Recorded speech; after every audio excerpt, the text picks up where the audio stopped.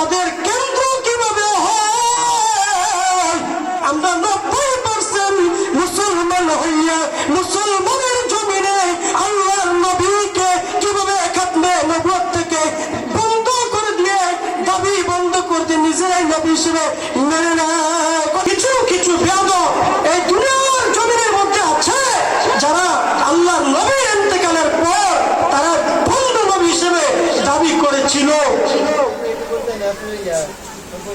আল্লাহর নবী হাদিস শরীফে বলে দিয়েছেন, অচিরে আমার ইন্তেকালের পরে আমার উম্মতের মধ্যে 30 জন বন্ধ নবীদের আবির্ভাব হবে, কিন্তু আমি হলাম খাতামুন নবী, আমি হলাম শেষ নবী। আনা খাতামুন নবী, লা নবী বাদে, আমার পরে কোনো নবী নাই। আল্লাহর নবী ইন্তেকাল করার পরে হযরত আবু বকর রাদিয়াল্লাহু তাআলা আনহু যখন খেলাফত তার হলো, তখন মুসাইলামাতুল কাজ্জাব, তুলাইহানা, সাজা এবং অনেক বন্ধু নবীদের আবির্ভাব হলো। আল্লাহর নবী ওই সাহাবী মুসাইলামাতুল কাজ্জাবকে এই বন্ধু নবী থেকে দমন করেছিলেন।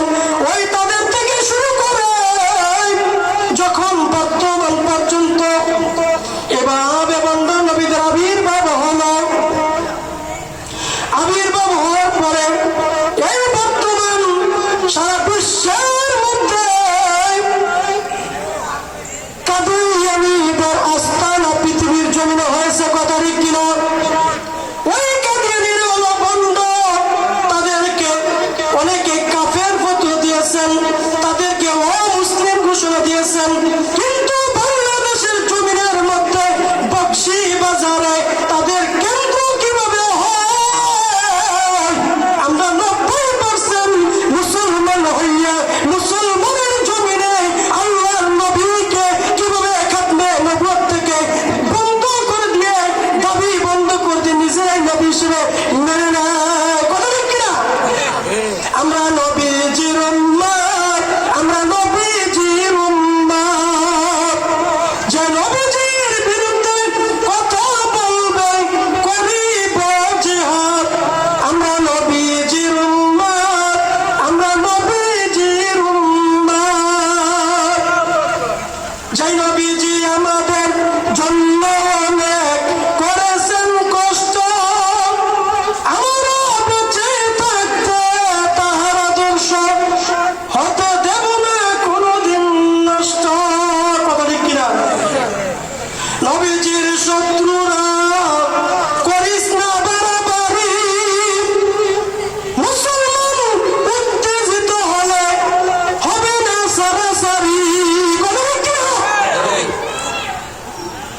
আল্লাহ রাব্বুল আলামিন কোরআন কারীমে বলে দিয়েছেন, যালিকাল কিতাবু লা রাইবা ফি, আমরা সকলে জানি সূরা বাকারার 2 নম্বর আয়াত, লা রাইবা, রাইবা সন্দেহ, লা নাই সন্দেহ নাই, লা রাইবা ফি যালিকাল কিতাব, এই কিতাবের মধ্যে কোনো সন্দেহ নাই।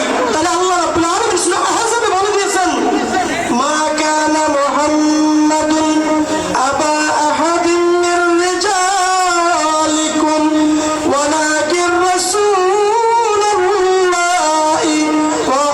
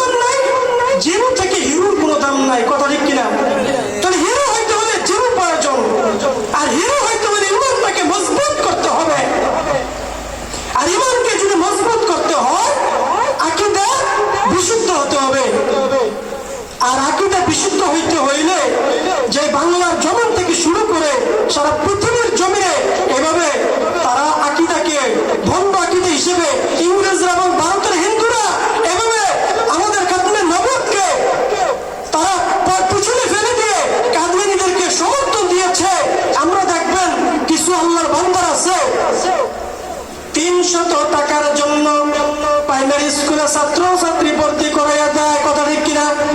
কিন্তু আল্লাহর বান্দারা যখন মাদ্রাসা ভর্তি করায় টাকা বেশি লাগে না, যদি আলেম হয় ওই আল্লাহর বান্দা যখন মা বাবার কবরে চাইয়া দোয়া করে, ওই মা বাবার কবরের মধ্যে হাদিয়া হিসেবে তাদের পুরস্কার হিসেবে তাদের কবরে সব যায়। ওই সন্তান গঠন না কইরা ওই সন্তানকে 300 টাকার জন্য প্রাইমারি স্কুলে দেয়। ওই কাদিরের বাচ্চারা তারাও কিন্তু টাকার লোভের কারণে ওই হিন্দু থেকে, ওই ইংরেজ থেকে, ভারতের দালাল থেকে যখন এই টাকা পয়সা পায়, 1000 পায়, 2000 পায়, লক্ষ পাইয়া দক্ষ হইয়া সারা বিশ্বটাকে আবর্জনা বানাইয়া দিয়েছে। এই জন্য আল্লাহর নবীকে সাহাবীরা যেভাবে ভালোবাসতো, ভালোবাসার কারণে তারা জান্নাতে হয়েছে, ভালোবাসার কারণে দুনিয়াতে তারা যদিও কষ্ট পেয়েছেন কিন্তু তারা জান্নাতে আল্লাহর নবীর সাথে থাকবে। মাতা সাহা এক ব্যক্তি যখন জিজ্ঞাসা করলেন, ইয়া রাসূলুল্লাহ মাতা সাহা, কখন কিয়ামত হবে? আল্লাহ নবী বলেন, কিয়ামতের জন্য কিয়ামত করো, কিয়ামতের জন্য কে প্রস্তুত করে রেখেছো?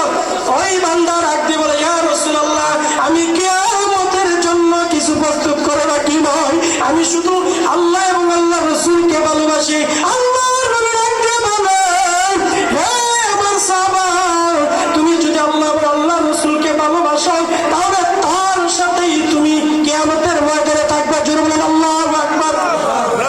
এই কথাটা আদেশটা বর্ণিত হওয়ার পর, ইসলামের আবির্ভাবের পর সবচেয়ে বেশি খুশি হয়েছেন সাহাবীরা যে আমরা তো নবীকেই ভালোবাসি, নবীকে এবং আল্লাহকেই ভালোবাসি, তাহলে আমাদের এই ভালোবাসাটা তো আল্লাহ নবীর জন্য।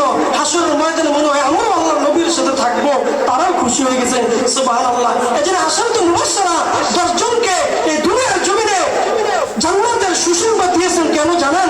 শুধু একটাই কারণ, একটাই কারণ, তারা যখন আল্লাহ নবী জুমার খুতবা দিতেছেন, শাম দেশ থেকে দুর্ভিক্ষের সময় কিছু খাদ্য নিয়ে যখন মদিনার জমিনে আসলেন, সবাই কিন্তু ছুটে গেলেন খাদ্য খাওয়ার জন্য, খাবার সংগ্রহ করার জন্য।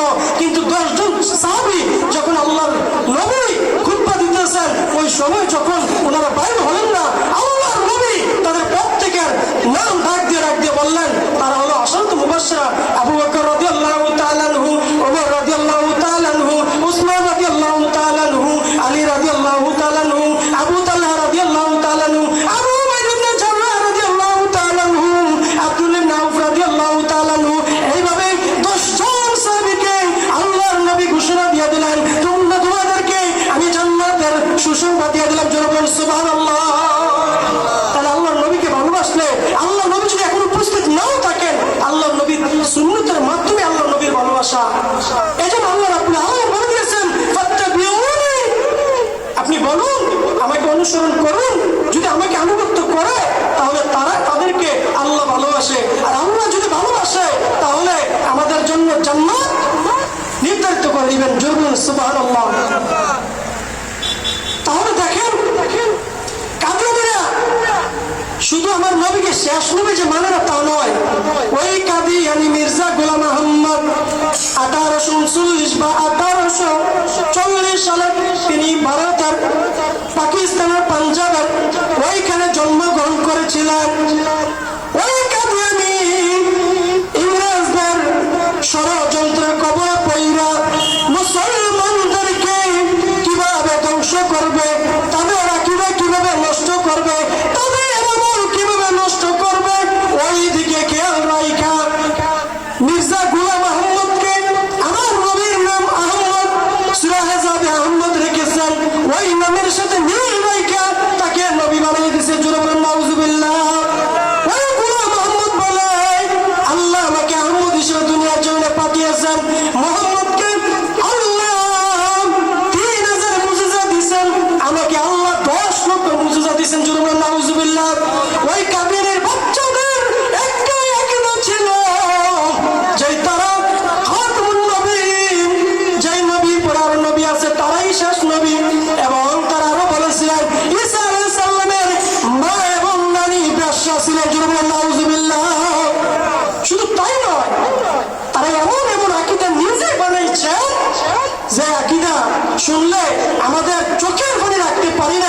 সংক্ষিপ্ত সময় ভিতরে সবকিছু বলা যায় না।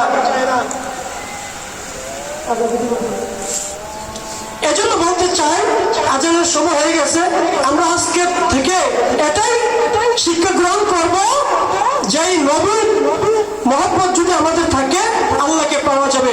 আল্লাহকে পাইতে হলে নবীকে প্রয়োজন, আর নবী এবং আল্লাহকে পাইতে হলে নবীকে কিন্তু শেষ নবী হিসেবে আমরা আকীদা হিসেবে মানতে হবে। আর যদি আমরা নবীকে শেষ নবী হিসেবে না মানি না, যদি বলি আরো নবী আছে কিয়ামত পর্যন্ত আসবে, তাহলে আমাদের কোনো ঈমান নাই। ঈমান না থাকলে আমলও নাই, আমল না থাকলে জাহান্নামের আগুন আমাদের জন্য ফিরে হইয়া দেব। জোরে বলেন নাউজুবিল্লাহ। আল্লাহ রাব্বুল আলামিন যেন রাসূলুল্লাহ সাল্লাল্লাহু আলাইহি সাল্লামের মহব্বত আমাদের প্রত্যেকের অন্তরে থাকে, সে তৌফিক যেন আল্লাহ রাব্বুল আলামিন আমাদেরকে দান করেন। সকলে বলেন আমিন। ওয়া আখিরু দাওয়ানা আলহামদুলিল্লাহি রাব্বিল আলামিন। আসসালামু আলাইকুম ওয়া রাহমাতুল্লাহি ওয়া বারাকাতুহু। মাশাআল্লাহ, অত্যন্ত সুন্দর আলোচনা করেছেন বন্ধুবর মাওলানা হারুনুর রশিদ। আল্লাহ তাআলা ভাইয়ের আলোচনাকে কবুল করুন, আমাদের সকলকে রাসূলুল্লাহ সাল্লাল্লাহু আলাইহি সাল্লামের সত্যিকারের ভালোবাসা দান করুন বলি আমিন। আমরা সকলে একটা দাবি তুলব, নবীর পরে নবী নাই, সংসদে আইন চাই। নবীর পরে যারা নবী দাবি করবে তারা কাফের, ভণ্ড, ধোঁকাবাজ। নবীর পরে নবী নাই, সংসদে আইন।